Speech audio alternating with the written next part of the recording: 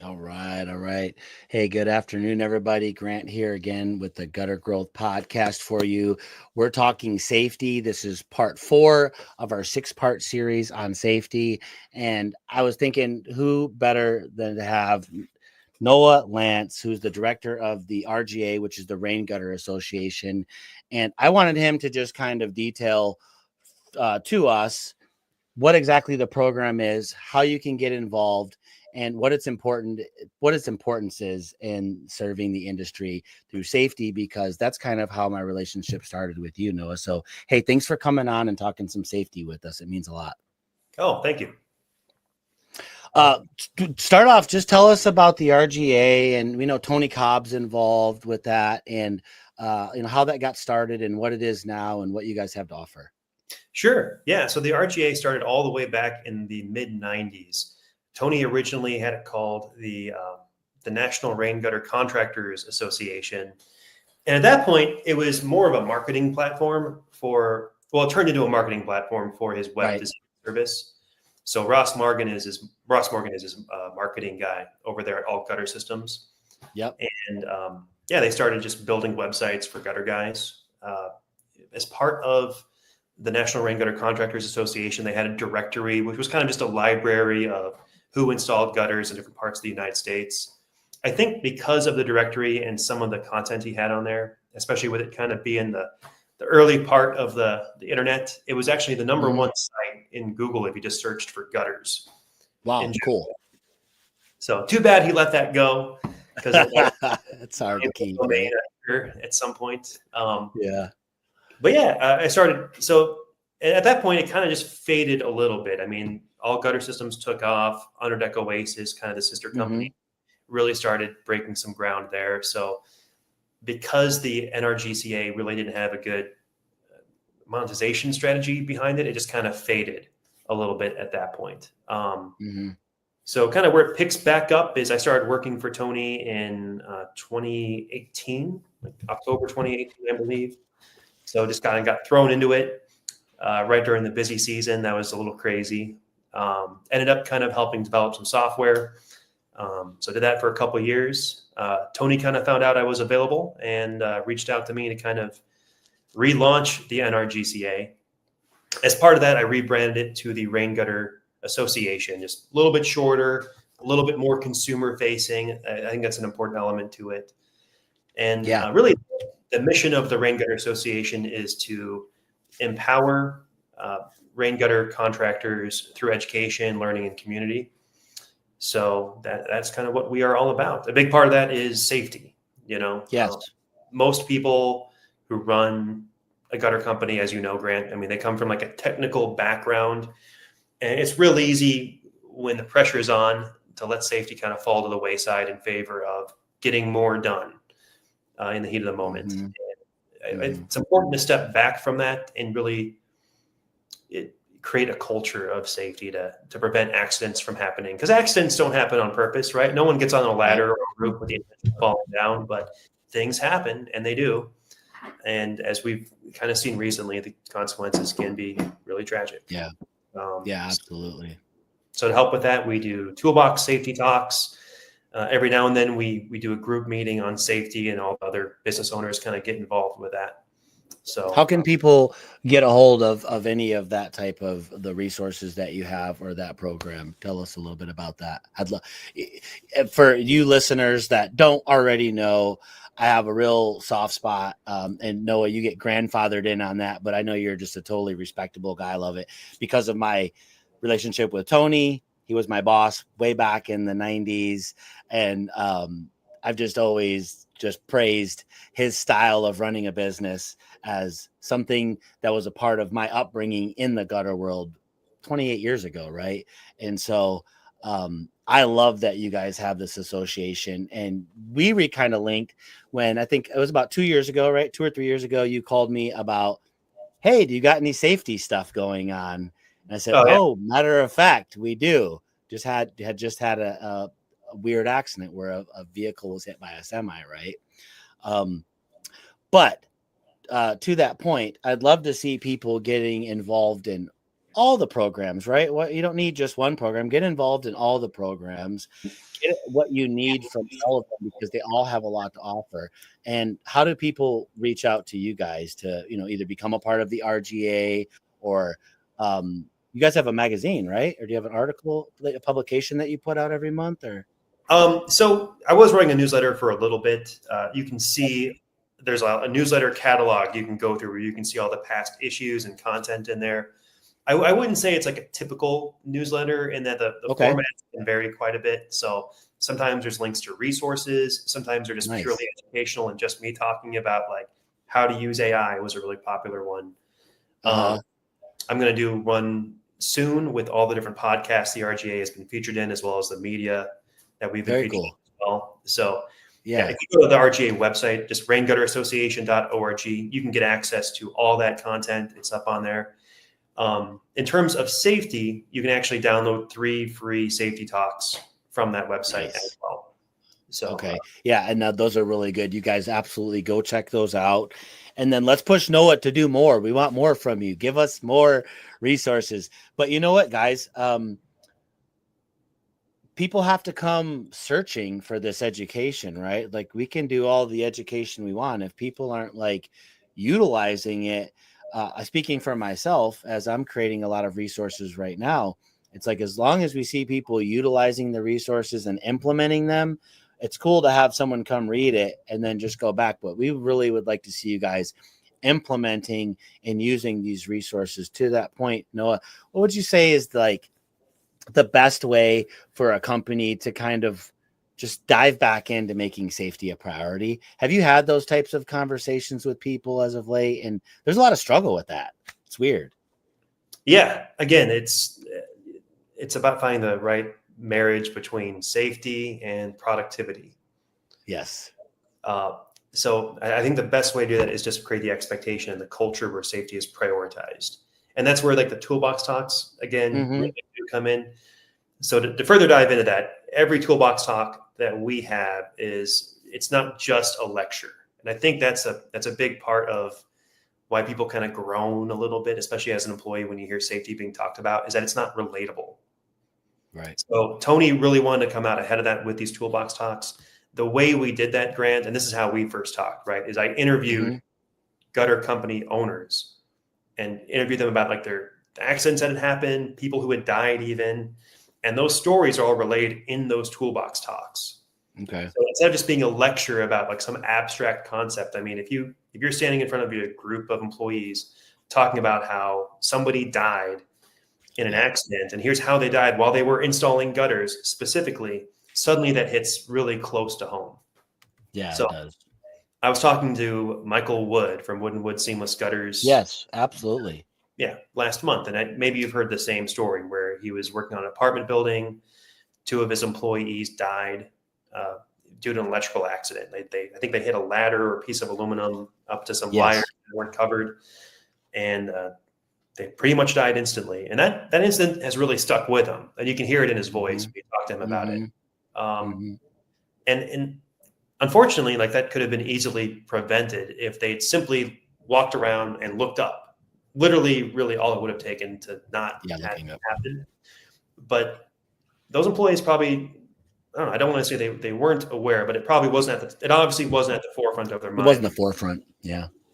So yeah, the safety toolbox talks, it seems like a small thing, but if you do it once a week, I think it really does help move the needle. And I mean, aside from that, like that was a freak accident. Don't get me wrong, but there's stuff I see when I'm watching gutter employees work on a regular basis. Like, they're on the top step or the top cap of a step ladder while they're installing, and they're doing like a whole balancing act while they're up there hanging. Yeah. Stuff like that just leads to accidents that can be easily avoided, and creating a culture where that's not the norm and not accepted, I think is really important. I get asked a lot about that, right? Like, how do you fire up that culture, or how do you start? If you're starting from scratch, how do you start with that culture? And the biggest conversation, and I just had this conversation with Sarah, and I don't know if you know Kevin Hargis and Sarah Vandermeer. We've been already going in these last couple I think it was 3 sessions that we've released in the past couple of weeks, but it's talking about making sure that your client, your employees are number one, not the customer. And when the actual employees are the most important thing to your business, and you don't just say it just to make them feel like, a lot of owners in general will tell you, if you ask them in a TED talk, who's the most, the customer, always the customer. No, it's the employee first. Then your employees will make your customer be first. And why will they do that? And I think somewhere in there is the recipe for a culture of safety. If me and you are working together, Noah, we're probably hunting together. We're probably snowboarding together. We probably have been out to a couple restaurants with our family. See, now I just don't want Noah to die or get hurt because I care about him. He's not just a number. And so it starts with not treating your employees like, I mean, there's so much involved, right? But no matter how big or small you are, and most gutter companies aren't, more than 15 people. It's like, to actually care about people. And then you're not going to let Grant stand on the top ladder when you're working with him. Even if you're the helper, you might still go, hey, bro, I would just hate to see you fall. I know you're the lead, but you're on the top, man. And I would hope you wouldn't let me do that. I mean, and it's gutter guys. He's probably going to tell you to F off or whatever. But human nature, probably 5, 10, 15 sets later, he's going to start to probably feel a little guilt or shame, and he'll step down one. And however we got to get him to step down one is what we need to do, right? In a culture of safety.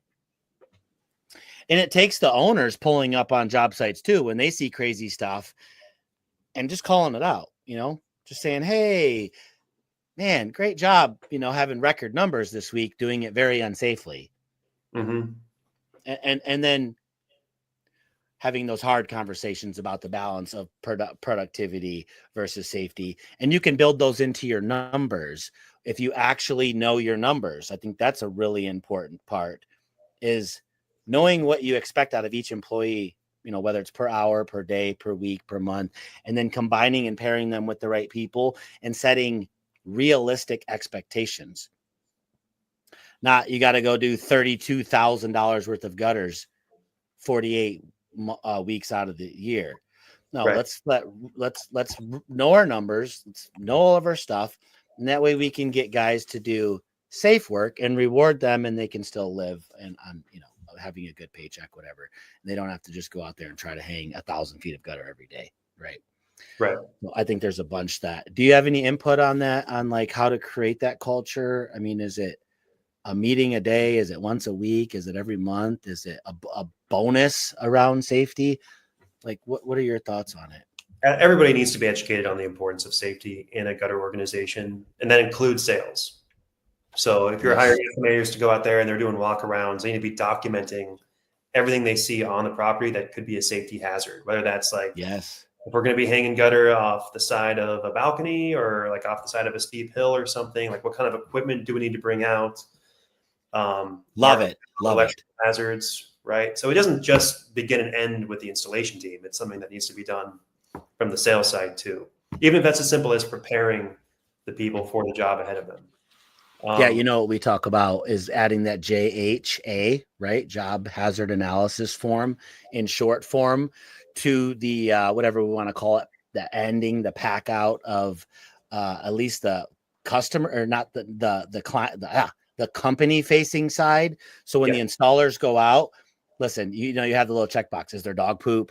Is there power at the front door? Is it a walkable roof? Is it a 1-story? Hey, caught my pants on that huge nail on the side of the deck and ripped them, like whatever it may be, right? So they don't trip while they're carrying a ladder. I love that you're saying that. And I'd really like to see more companies, all companies, add some short form JHA, job hazard analysis. Like you said, we're working off this crazy balcony, or it's a 5-story house with no lift and all gravel, steep pitch. It just shows that, like, from the sales point of view, they're not just out there going, Grant can do it, don't worry. About that, right? They just, they got one awesome installer and they just say he can do everything and anything just to sell the job. It puts other people in severe risk, and owners usually aren't aware of those sales tactics. I know a lot of people use those. My best guy can do it. You wait till you meet him in a ladder, they can put gutter anywhere. I hear that all the time, and I hate that. Hmm. It's Yeah, I mean, documentation is huge. I mean, if there is an accident on a property you're working on, I mean, one of the first things OSHA is going to ask is, what was your safety plan walking into this? And were they following OSHA standards, right? And if you're not doing that, you better have a very good documented reason as to why, and then what your plan was to kind of work around the issue. So, yeah, documentation. Could you segue a little bit into your knowledge, and let's just remind people what OSHA's role is on a residential home being worked on? Like, do you have anything? So I'll preface with this. A lot of people are under the impression that if you're not working in construction, that OSHA has nothing to do with you. Like if I hire you, Noah, to come to my home here in San Antonio and you're hanging gutters upside down from the roof, OSHA can't touch you because you've been hired privately by a homeowner. Yeah, that's 100% common. 100%. And that's no. If you were working, it doesn't have to even just be construction. It could be anything. You'd be working at a fast food restaurant. OSHA has a role in your company, whether you like it or not. And if you're working on a roof, right? If you're working from a roof specifically, then yeah, you need to be roped off. There's really no two ways about it. If you're not being roped off, you need to have a safety plan or an argument to be made as to why you weren't roped off if something does go wrong. And what you don't want to have happen is it's easy to stay off of OSHA's radar, but once you are on their radar, you're fucked. Yeah, you are fucked. You are fucked. Yes. Now they're going to start following your trucks around. Now they're going to be looking for cars with your sign on them, and they're going to check to see if your guys are roped off. They're going to see if they're wearing harnesses. They're going to make sure that you're using the right ladders on the job. And the fines for any type of safety violation can be they can be huge, especially after you've racked up a couple. So you can view all of OSHA's fines that they've levied against employers on, I believe, their website. And if you just type in gutters there, you're going to see a list of violations from their companies. Yeah. And you're going to see how big those fines can get. And sometimes they could bankrupt you. So yes. Yeah. Depending on what you got going on and how many infractions happened. And we're talking safety. I mean, it's no different than these guys behind the wheel of your company vehicles getting into accidents, right? Like, although that's not necessarily anything to do with OSHA, it has everything to do with once you hit that second accident, now the insurance company's coming in and they want to dig through all of your resources about how you're training people to, have their defensive driving and yada, yada. And unfortunately, me and Kip had to go through that. We had the accident. I would say Kip, I was a manager. I had to, be privy to those conversations and give my input because I was the one doing the hiring and the training. Was our employer Samir was hit, and that was an unfortunate situation, but he was hit by that semi and spun around. And then right after that, we just had like another stupid little fender bender. And what did it do? It triggered the insurance company to come in and sit down and say, cool, let's see your resources. And you know what that looks like about how you've been training. And you can't just magically poof some stuff together real quick, because depending on whether they're going to insure you or not might, and very well does, they want to see those meetings, when they were, who was involved, all that stuff. And you don't have to prove it. It's not like an investigation, right? But it's like, hey, you want to be insured by us. We want to know that you're doing everything you can to get people to stop slamming into people, right? Or being hit or whatever, or driving recklessly. So safety obviously has a lot to do with being on the roofs, but it also has a lot to do with those machines in the back that can suck and pull people in. I know of a situation where a gentleman just stayed holding onto the coil, Noah. I don't know why, but he just kept holding it as he pushed it in and as it pulled his hands into the machine. We'll talk about it some other time. That was probably a weird piece of gutter that came out. It was a part of weird fingers that came out, right? And although it was a start and the stop, you had to stop the machine to back it up to get his hands out, right? And then as you pull, and this wasn't anybody's fault but his, right? I mean, these accidents usually are, unfortunately, sometimes conscious. You're like, just not going to pay attention right now. And someone said it the other day. It's because they're arguing with their wife, or they're mad at their boss, or they feel underpaid or underappreciated or whatever. And they get into this mental space where nothing really matters, or just the super dangerous high performer that's always reaching way out off the ladder, etc. I was one of those guys for many, many years. I was a overachiever, a high performer. I knew that there was a dollar amount attached to my speed, and I worked at an insane pace. Fortunately, I didn't ever hurt myself like that. And hopefully that's the record. Now that I haven't been on a ladder, I mean, it's not been years, but I was just doing some lighting in the back of my house. I have a little giant that goes up really big, and I was just putting up like some landscape lighting in this building that I have next door. And 4 hours up there shaking. I'm like, you're the gutter legend? What the heck? Not comfortable. And I wasn't comfortable. I had to come down. I had to go in and get my wife and ask her to hold my ladder. Me? Are you kidding me? I was only 9 or 10 feet in the air on this thing, but I was just so shook because it wasn't it's the going down that gets me. Going up. It's the going down. I can climb up a ladder, no problem. Yeah. Actually, it's getting down. It's getting off a roof onto a ladder. That's the scariest part. That's sketchy too, for sure. And hey, let's talk about that really quickly. Let's tell them, what are you guys supposed to be doing? Don't let your employees just stop the ladder, even with the roof ledge. Got to have a couple rungs above, right? Make sure we're using those standoffs. I don't know if you're having a lot of conversations about that, but I tell people all the time, like, man, let's make sure we have those 2 full rungs up above the roof. Yeah. And use a standoff. A lot of guys hate the standoffs.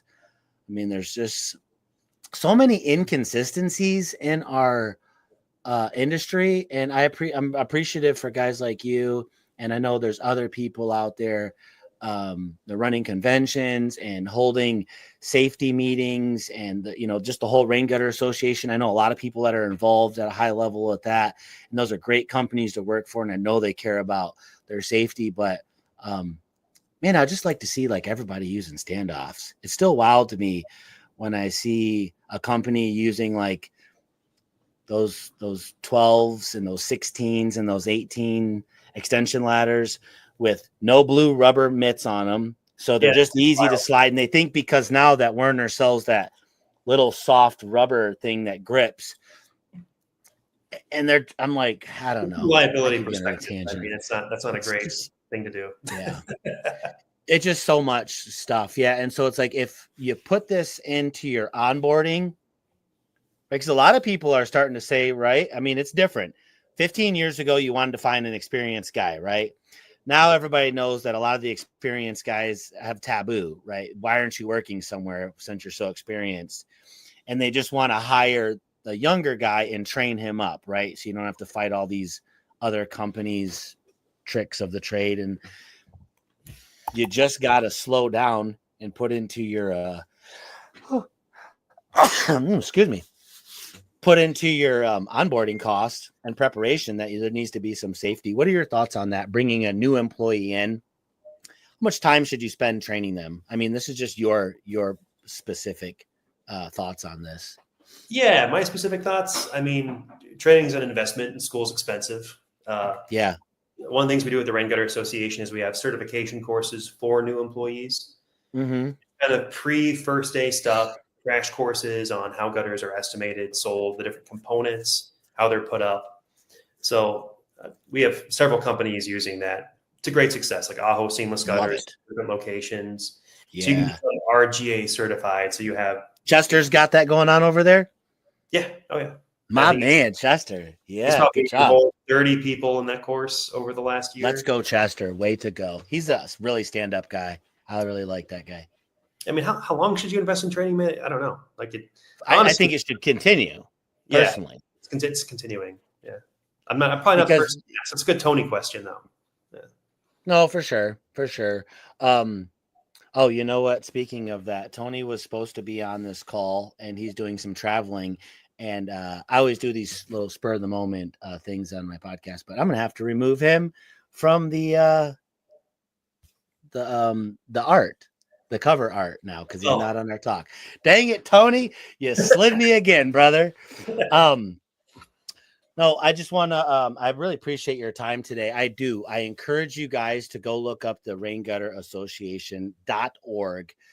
It's full of just absolutely educational resources.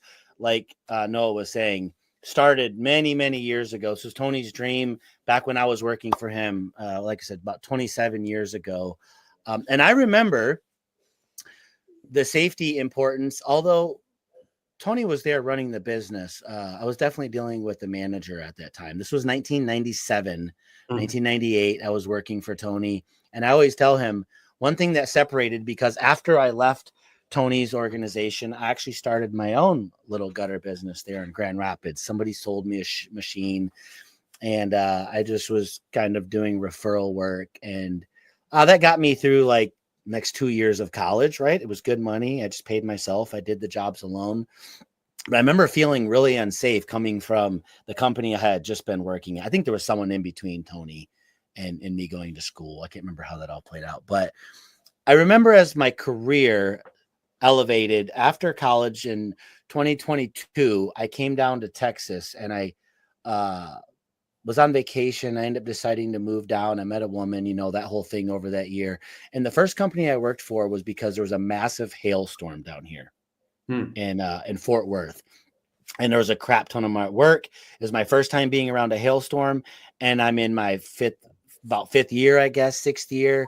And the company was just completely unsafe. Some of the things they were asking us to do were wild. Like I remember having broken ladders, and I was like, oh, hey, this is the Wild West down here in Texas. And the prices were really cheap. And, I made my money, but it just Tony's company. And I'll tell the people, it's obviously in northwestern Michigan. It's freezing cold for a lot of time up there. And he provided us with that, the jackets, the snow pants. I think it was even boots back then, and gloves. Like it was all really high dollar. So you know what I'm talking about. He probably still does that, right? Yeah. And it was just always like, hey, be safe, make good decisions, because we were driving in ice and snow. And I remember there just being little meetings and stuff about us being out there and being safe and not pushing us too hard. And, you don't have to work in the blizzard. And it just always stuck with me that I remember when Tony actually cared about us. Not that he doesn't anymore, but I went and worked for other companies that obviously just could care less about their actual employees. Like they said they did, but I was like, get it done. And I just remember Tony was different, and it stuck with me forever, because through owning a couple gutter companies myself and then managing lots, I've seen it all. And it's crazy, the safety stuff that happens. We are really blessed, Noah, that more people are not hurt in our industry, especially as the internet has arose. And, I would say a large portion of the vets that can deal with all the BS and the drama on the pages aren't reporting injuries. I know that there's injuries happening. I talked to people. This guy twisted his ankle. He fell off this ladder. No one wants to say that stuff publicly, right? But I still think that we're really blessed that there isn't more deaths of people falling off roofs, because we know the crazy stuff that people are doing around the country without any harnesses. It's a little surprising to me, to be honest. It's very surprising. It's almost like there's a secret graveyard somewhere. Yeah, full of gutter guys. And we don't want that. So, okay, last question for you, my brother. Innovation in safety. Are you a part of anything? And I'm not saying this to call you out, but I just really want to pick your brain. Are you aware of anything like that major that's happening in the industry where people are, trying to be more innovative, or anybody that's creating next level resources or programs that you would like to shout out? I'll give you one example. Michael Draper, I just got to speak with on my last podcast. He has a cool safety experts program, and true enough, it's geared more towards like that window cleaning sector, right? Because they're doing high rises and things. And I think it's just a fabulous opportunity to get some gutter guys trained up. Now you guys have resources, some of that training stuff, or is there anything innovative really happening that you're excited about that you can share or you see coming? And one more example of that would be even something I wouldn't say as silly as, but is ungutter like, is that lockjaw ladder grip that locks onto the gutter. It's soft foam. I actually have some. It's actually very cool. And people say, well, you're still leaning the ladder up against the gutter. We don't want you to do that. But for safety reasons for the average homeowner or like a firefighter or somebody going up, I think it's a great, very innovative idea that's been out now for about 4 years. Are you aware of anything that you'd like to share? Well, yeah. So the Rain Gutter Association does have a couple safety courses people can take. One thing that's free and available to everybody is the American Ladder Institute's ladder safety training. Yes. So this goes into like different ladder types, do's and do nots, how to report broken ladders, ladder inspections, even. So free resource. Every gutter installer should take advantage of that. Absolutely. Make it part of your onboarding. In terms of equipment, I'm not super into that world myself. Okay. So I don't know if I'm a great reference to use there. But no problem. There are like, I've seen carts that people use for tie-offs. I think that's huge. Just carrying roof safety equipment in your trucks, and training people how to use it, going through the inspection process before they're used and showing people how to do that. Also really important stuff. Yeah, absolutely. I'll add a resource for you, and you can take with it. Or I don't know if the proper word is resource, but I'll just give you a snippet here for something for you to take a note on, Noah, that I know that you could probably help explore. One thing that I've always done in my training, I've trained, so many guys over the forever. I have always told them to make sure that you have your pouch on and have it full of tools, because all of the accidents, and I mean all of the accidents I've seen just over the past 15 years were because someone was running off the roof, jumping onto a ladder to race to the truck to get 2 more zip screws. He doesn't have X, Y, or Z on him.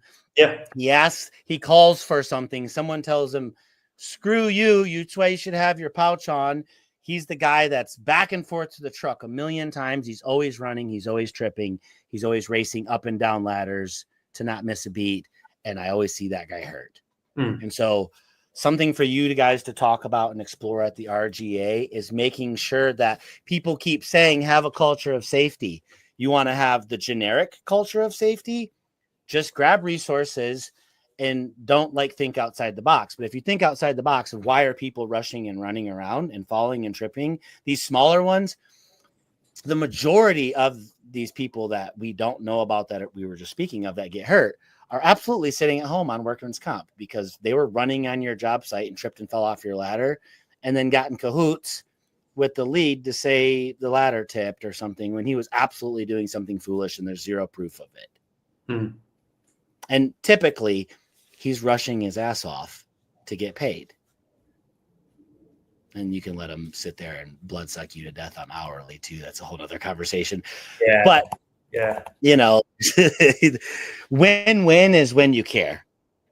When they care, when you max out their workman's comp. And there's been some creative ways people have done that I've seen. So there's a guy I'm aware of who fell off a ladder, got a fracture in his foot. All right. Had chronic pain from that, but it wasn't debilitating. Managed to talk some doctor into amputating his foot so he could get a cash payout. Not even that much money. I think it was $30,000, $60,000, something like that. Per foot. By the way, the pain didn't go away. No. So now he's got no foot. Oh my missing a foot. Yeah, he got 30 and 60 grand, but he's going to live with that the rest of his life. So, yeah, it's crazy stuff. Yeah, no, it's all great stuff. So, lesson, guys, is culture of safety, leading by example, setting specific expectations. And when you're sitting at home at night watching the soccer, football, hockey, whatever your show, Yellowstone, scratching your head, how can I get culture back into my company? It starts with you. Go get the resources. They're all over. Get some training yourself. I've told this to a couple owners. They want you to get your OSHA 10, get your OSHA 30, do this resource. I'm like, do it with me. Let's grow together, brother.